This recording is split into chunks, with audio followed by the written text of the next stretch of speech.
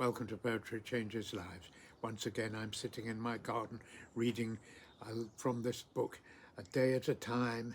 It tells a poem, a little bit of information about what happened on this day in times gone by, and a thought for the day that links it all together.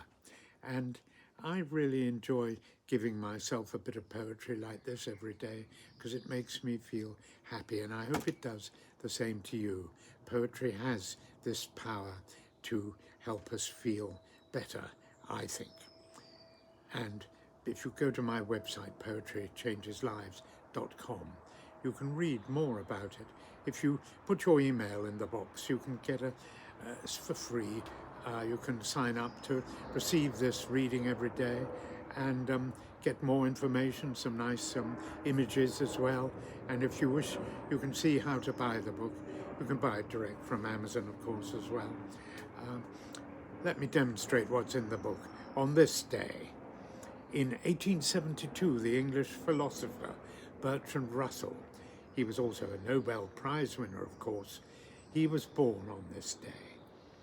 Russell won the Nobel Prize for Literature after publishing his book Principia Mathematica, which is to do with mathematics and very brainy philosophical subjects.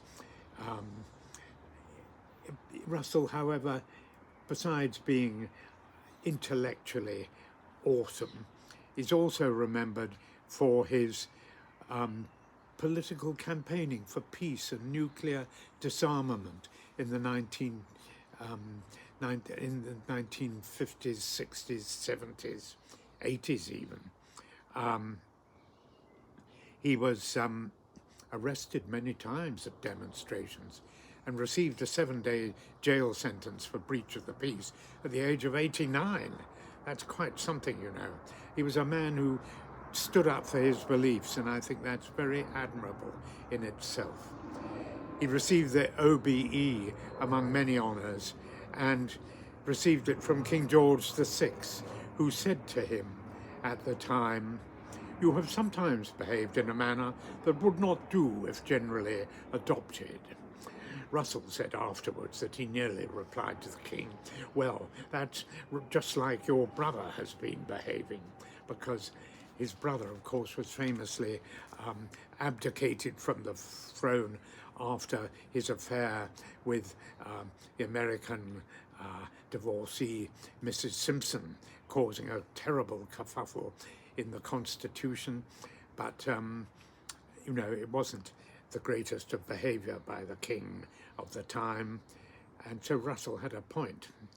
I think Bertrand Russell would have liked this poem by George William Russell, who is no relation, but wrote some good poetry, although he's not terribly well known these days. This one I like very much, actually. It's called Brotherhood, and I think it has some very beautiful writing in it. Here we are. Twilight, a blossom, grey, in shadowy valleys dwells.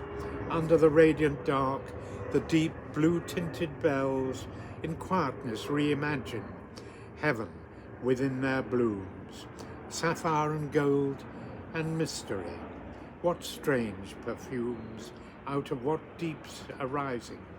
All the flower bells fling, unknowing, the enchanted odorous song they sing. Oh, never was an eve so living yet. The wood stirs not, but breathes in raptured quietude.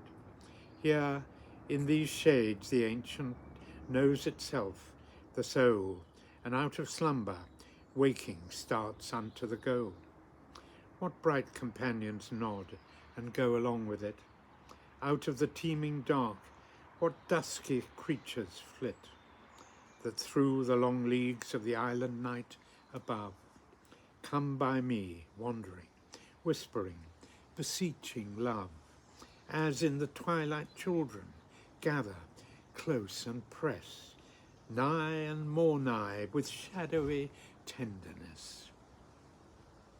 A very peaceful, thoughtful poem with some lovely ideas and imagery. whispering, beseeching love as in the twilight children gather close and press nigh and more nigh, beseeching with shadowy tenderness. I love that. I think George William Russell is a good poet, actually.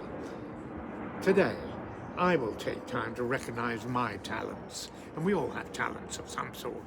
I will take time to recognize my talents with gratitude.